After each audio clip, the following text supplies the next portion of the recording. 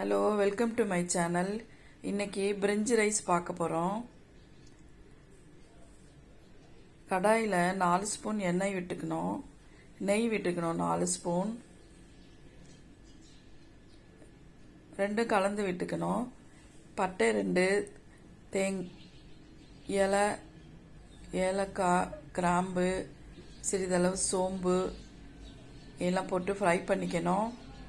பச்சை மிளகாய் 4 கீரி போட்டுக்கணும். பொடியாக அரிந்த வெங்காயம் போட்டுக்கணும். ஃப்ரை பண்ணிக்கலாம். இஞ்சி பூண்டு விழுது சேர்த்துக்கணும். இதையும் ஃப்ரை பண்ணிக்கலாம்.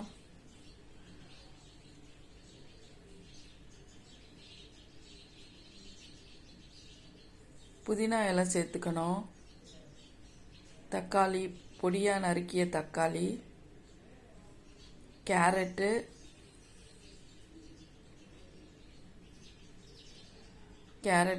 பீன்ஸு, உருளைக்கிழங்கு, பட்டாணி,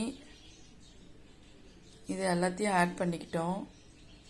ஆட் பண்ணி நல்லா கலந்துக்கணும்.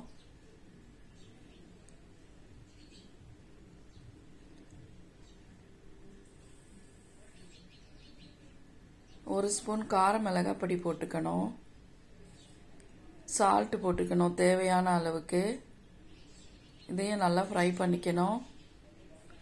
தேங்காய் பால் அரை மூடி திருவி பால் எடுத்து இதோட சேர்த்துக்கணும். 1 டம்ளர் தண்ணி ஆட் பண்ணிக்கணும். இது நல்லா கொதி வரணும். முந்திரி தாளிச்சிக்கலாம். எண்ணெயில் 2 கப் அரிசி 20 நிமிஷம் ஊற வச்சு ரெடி பண்ணி வச்சுட்டு இந்த கலந்த கலவையை இதோட போட்டு எலுமிச்சம்பழம் ஒரு பாதி பிழிஞ்சிக்கணும்.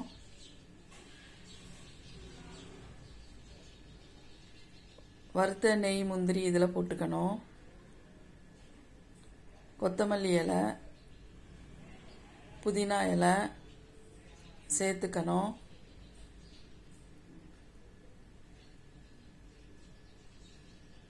இருபது நிமிஷம் மூடி போட்டு வேக வைக்கணும். கீப் வார்ம் வெந்த உடனே பிரிஞ்சி ரைஸ் ரெடியாக இருக்கும். இதை உடையாமல் லேசாக கலக்கணும். சுவையான பிரிஞ்சி ரைஸ் ரெடி.